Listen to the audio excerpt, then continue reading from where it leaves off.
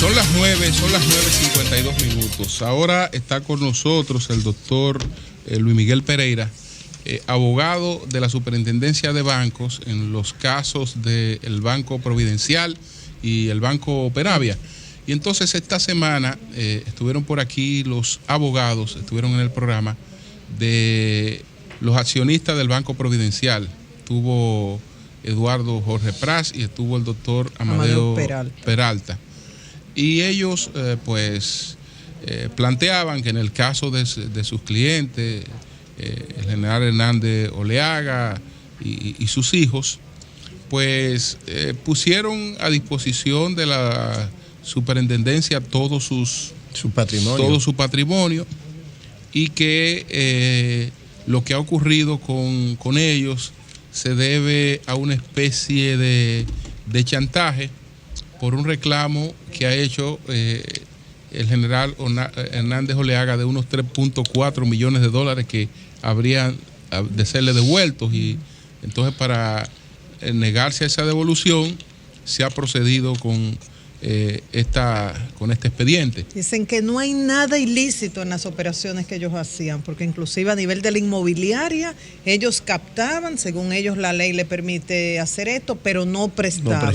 Que no hay nada ilícito y que es una exageración hablar de un riesgo sistémico cuando ellos se representaban un porcentaje mínimo del mercado financiero en el país. Y que no hay reclamantes ahorristas.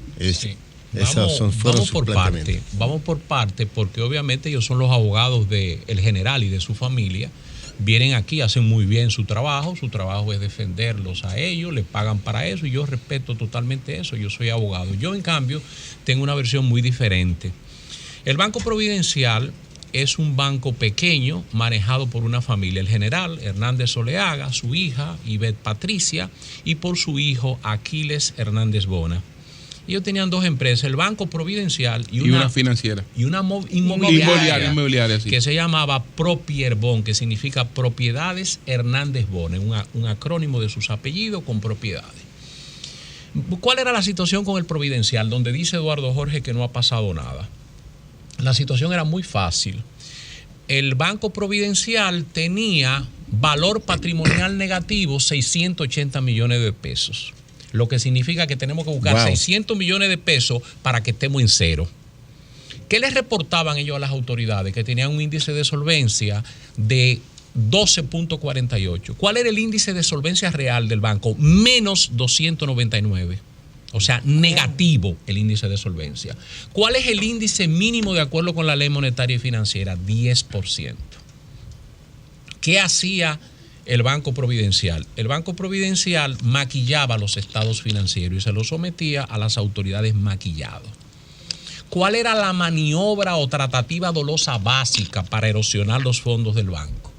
Así, ellos captaban remesas. Ese era un banco que el 75, el 80% de sus operaciones eran remesas que captaban de dominicanos en Suiza, en Italia y en España, a través de dos compañías que se llaman Propierbon Services y otra Propierbon Envíos que tenían.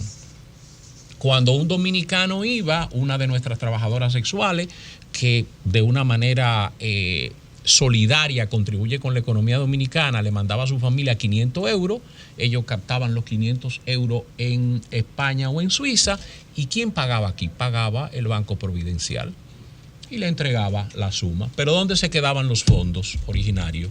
Los fondos originarios se quedaban allá parcialmente, algunas veces totalmente. ¿Qué pasó? Que con el paso del tiempo se fue erosionando el banco y el agujero fue creciendo. El general Hernández Oleaga, ¿el monto de eso era cuantioso? Llegó a 680 millones de pesos el desbalance. Entonces no pasaba nada, según ellos. Operaciones con vinculadas empresas de ellos como Guardianes Lince, que es del general.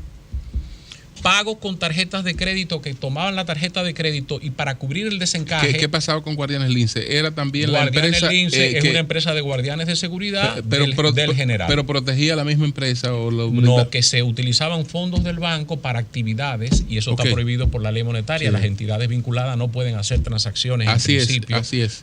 Porque eso fue parte de eso, fue el esquema Banínter. El esquema Banínter, ¿de acuerdo?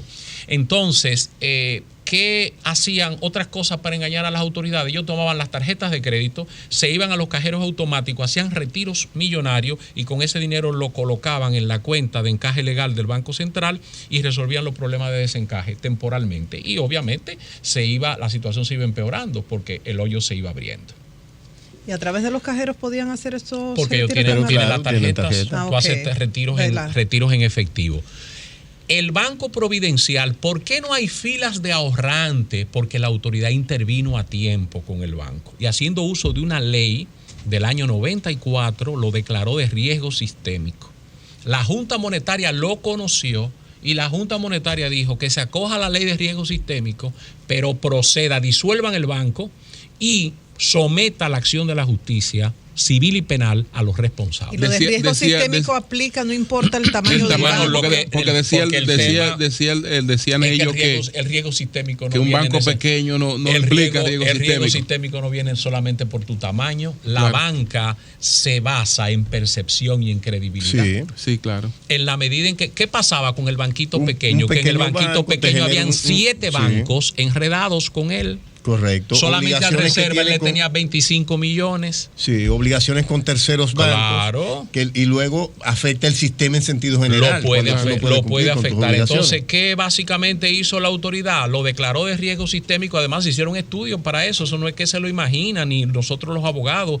Eso se hace un estudio de estrés de mercado para ver en qué medida a los otros bancos pequeños que estaban vinculados con ellos también lo podía erosionar. Okay. Entonces, ¿qué hizo la autoridad?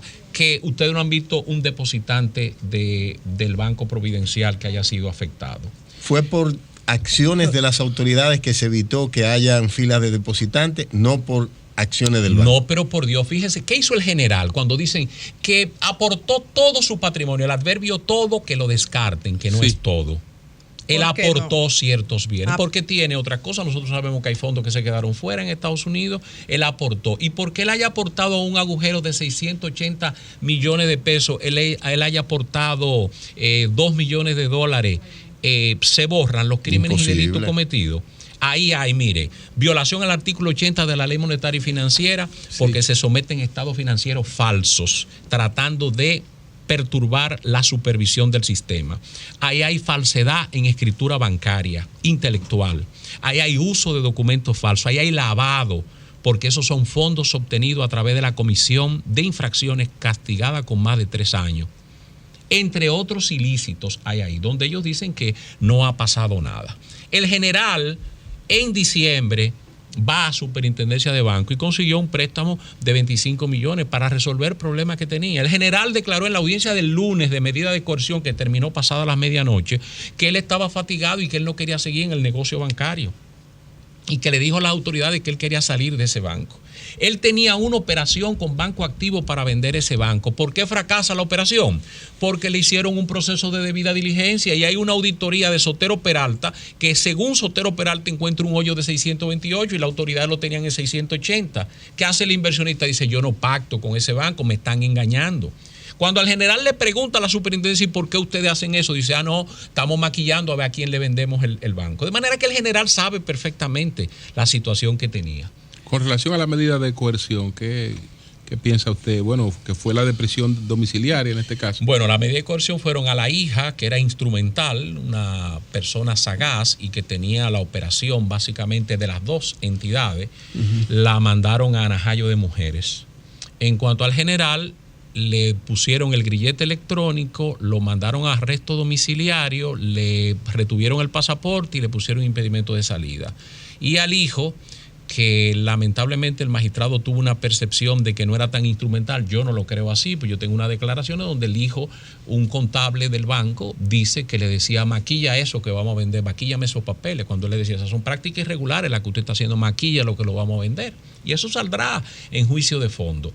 Entonces, yo lo hubiese hecho diferente, pero yo no soy juez. Yo hubiese mandado a la señora a su casa con arresto domiciliario, grillete, impedimento de salida, y hubiese mandado a los dos, al general y al hijo, lo hubiese mandado a prisión. ¿Por qué? Porque yo entiendo que los tres son responsables iguales. Con ella hubiese tenido la delicadeza del arresto domiciliario porque tiene 3 hijos. Doctor, los abogados del Banco Providencial y el general Hernández Oleaga plantearon acá que ellos solicitaron la transferencia del banco, es decir, la venta del banco y a la autoridad monetaria, y que ésta le sugirieron que se presentaran sin abogados, que ellos se presentaron y que luego firmaron contrato, incluso dijeron aquí que fue objeto de un engaño, y que fue objeto de un engaño a partir de una utilización, que lo envolvieron como un niño, pero sucede que primero eso no es cierto. Lo segundo es que el general Hernández Oleaga fue secretario de Estado de las Fuerzas Armadas, tiene 74 años, habla mucho de derechos fundamentales, de violación a debido proceso. Parecía ya en la audiencia un verdadero Enriquillo sublevado en Bauruco.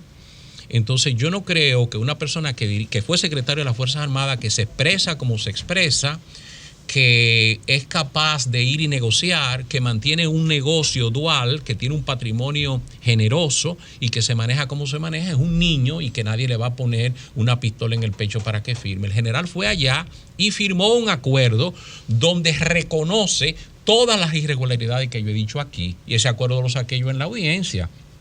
Ese acuerdo fue a Junta Monetaria. Lo que pasa es que el general entendía que si él aportaba determinados bienes, el problema estaba resuelto.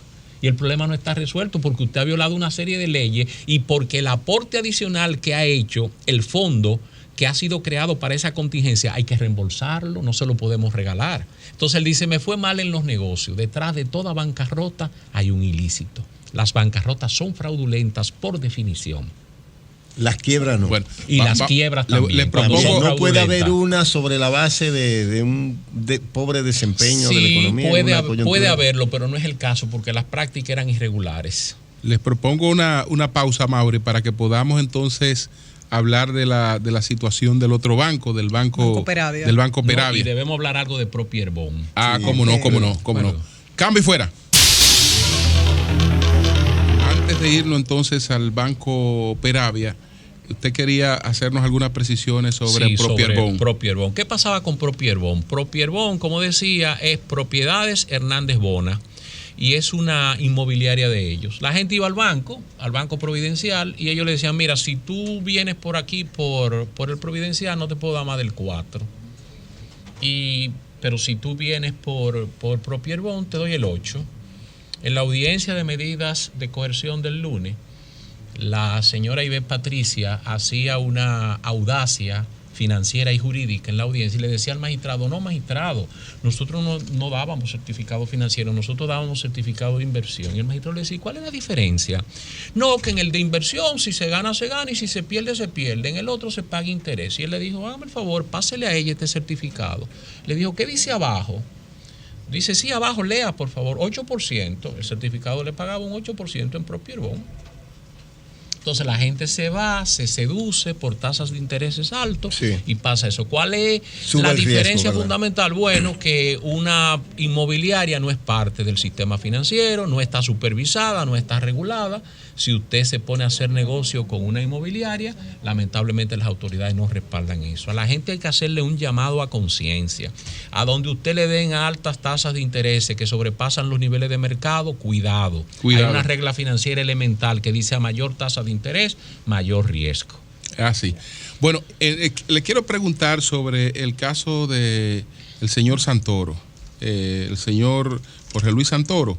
Sí. Ese es el caso Peravia. El caso Peravia.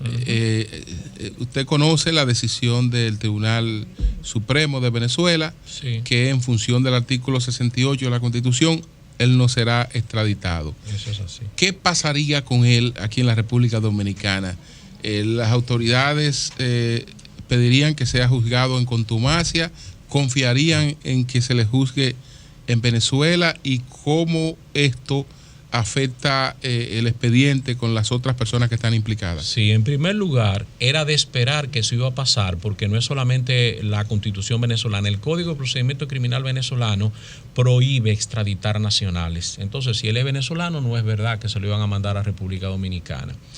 Pero esa no fue la única razón por la que no lo extraditaron. Él tiene un expediente allá de blanqueo de capitales, porque Santoro se dedicaba hacerle el trabajo sucio a la gente que sacó fondos ilegalmente de Venezuela. Ustedes saben que en Venezuela hay un control de divisas muy fuerte. Entonces muchísimos fondos golondrinas que salieron de ahí de manera ilegal, él los canalizaba por estos predios y por Miami. Entonces le están ajustando las cuentas allá. Él tiene un proceso abierto allá. Él tiene que responder allá. Él tiene un proceso abierto en Venezuela. Entonces, en el caso particular de República Dominicana, eso no tiene ningún impacto. Aquí se va a pedir el desglose del expediente. Hay que sacar a Santorro, entonces Fiscalía le va a preparar su expediente, se lo va a mandar a Venezuela. Ya Relaciones Exteriores le ha pedido a Fiscalía que presenten el expediente que tengan. De hecho, creo que hay una parte preparada, porque recuerden que ella lo pidió en extradición, la magistrada fiscal del distrito. Sí. Entonces le harán su expediente por allá. Aquí no hay contumacia ya, porque a partir de la reforma de la normativa en el 2002, lo que se hace con la persona que no se presenta es declararlos rebeldes. Como él va a ser juzgado allá, lo que va a hacer el gobierno declara en rebeldía aquí se declara en rebeldía, se desglosa el expediente y el expediente sigue con el resto. Porque acuérdense que no eran solo los venezolanos. ¿Y se puede solicitar por alguien declarado en rebeldía una orden de captura internacional? De que si anda en otro predio pueda detener. Había orden de captura ya colocada. Lo que pasa que como el gobierno dominicano quizá mantenga la orden de captura, pero ya el proceso contra él se va a seguir en Venezuela. En este caso, ¿qué ocurre con una acusación alterna hecha por el abogado Amadeo Peralta contra Freddy Aguasvivas y su esposa Sheila? Yo no la conozco, esa acusación. Fiscalía nunca acusó a Freddy Aguasvivas. Y Amadeo tiene una posición que es un poco poliédrica, porque Amadeo aparece en el caso de Banco Peravia. Él representa a unos venezolanos que están acusando a los venezolanos, a Santorro, y entonces en el Providencial él defiende a los dueños del banco y ahora hay esa acusación. Yo no la conozco, la acusación, pero esa es una acusación que no aparece en la de como Fiscalía. Actor civil. Es decir, que en algunos casos el doctor Amadeo coincide con la autoridad monetaria financiera. En algunos casos él está persiguiendo. Él entiende y en que otros casos está fraudes, defendiendo. Hay irregularidad y en otros casos entiende que no ha pasado nada, sencillamente el azar del destino de los negocios. Pero esa es la libre actuación del profesional. Pero ese es su trabajo y yo lo respeto. Él es un abogado, los abogados somos argumentadores y si te piden que haga un camello de un elefante, tú lo haces. Podemos decir que con estos dos casos del Banco Peravia y del Providencial podemos hablar de lecciones aprendidas y mejores controles luego de la crisis bancaria del 2003? Bueno, yo creo que la supervisión está fortalecida en los últimos años y este tipo de cosas es fruto de que tú notas una supervisión más estricta, más rigurosa. Si tú ves cómo se ha manejado Peravia y cómo se ha manejado Providencial, la autoridad ha tenido prudencia, tacto y se ha hecho la operación con una cicatriz de cirujano plástico para evitar alarmas y para que menos gente salga perjudicada. Sí. Prácticamente el daño ha sido cero en el Peravia y en este ustedes no han visto a nadie. La gente que está por Propierbón, pero eso el gobierno, el Estado Dominicano no puede asumir ese tipo de responsabilidad. Doctor, escúcheme que le vaya a otro tema ya finalmente. No importa, estamos para servirle. ¿Usted se sintió frustrado como abogado, excelente abogado, en el caso Marcos Martínez y esta conclusión prácticamente de absolución de Marcos Martínez, porque para el nivel de la gravedad, ¿no?, de lo que se produjo ahí, la sanción termina siendo muy leve? No, yo no me sentí frustrado porque eso viene con el territorio. El que ejerce una profesión como esta en un país con los problemas de institucionalidad y las características de esta sociedad tiene que estar preparado para esto. Mira, el caso Marcos Martínez, no ha habido forma que la opinión pública, excepto cabezas amuebladas y ponderadas, como por ejemplo la de ustedes, lo haya querido entender. Porque es un tema politizado. Aquí se vendió la idea de que ese era un tema de difamación e injuria. Incluso yo vi algunos leguleyos de poca monta hablar de que ese proceso se había llevado mal. No, si yo lo hubiese llevado por difamación e injuria, él terminaba en la primera puerta, bajaba, porque ustedes han visto lo que ha dicho la Suprema Corte de Justicia y el Tribunal Constitucional, que prácticamente ha despenalizado la difamación e injuria. Lo que hizo Marco Martínez es peor.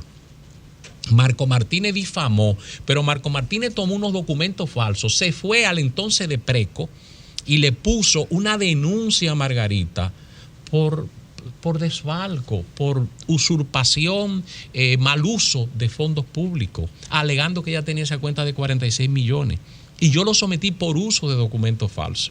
Ahora, ¿quién lo juzgó en Santiago? Que eso nadie lo ha querido decir, porque Margarita es esposa de Leonel Fernández. Y Leonel Fernández políticamente anda en un momento difícil. Que todo el mundo pasándole factura, no todo el mundo, pero mucha gente pasándole factura a Leonel, no le quiere dar ningún mérito a Margarita en su reclamo. Y Margarita jurídicamente tiene mérito. Ahí hay uso de documentos falsos. La sociedad reconoció que se trataba de una imputaciones falsas. De todas maneras, sí, yo creo pero ¿qué fue lo que pasó? Lo que pasó fue ¿qué fue lo que hizo la Corte? Dijo, no, espérate, el Tribunal de Primera Instancia así no puede ser. Ahora no lo mande a prisión. Vamos a ponerle $1 millón de pesos, la misma solución que se dio en el caso Vincho Castillo, Nani Salazar. ¿Ustedes recuerdan? Sí. Lo mismo, ¿por qué? Porque hay una tendencia generalizada de que como la libertad de expresión es una libertad sombrilla, no quieren problemas con comunicadores. Pero eso se llama populismo penal. La justicia se tiene que hacer al margen de que la decisión, guste o no guste, si es ajustada a derecho y a la verdad. Bueno, pues muchas gracias al doctor excelente entrevista, Julio. Luis Miguel Pereira. No sé si se quedó algún aspecto ahí. Sí, yo quiero, antes de irme, si ustedes me lo permiten, claro. Continuamente la Superintendencia de Banco hace publicaciones en los periódicos en que le hace saber al público cuáles son las instituciones que están autorizadas a realizar labor de intermediación financiera.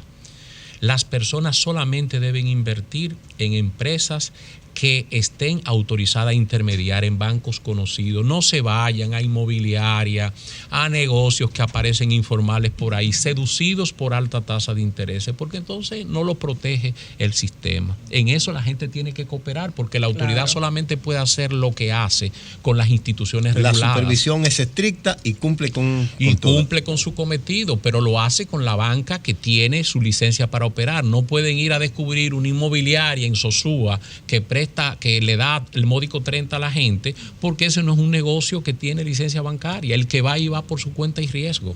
Bueno, pues muchas gracias al doctor Luis Miguel Pereira. Cambio y fuera, Mauricio. ¿Cómo?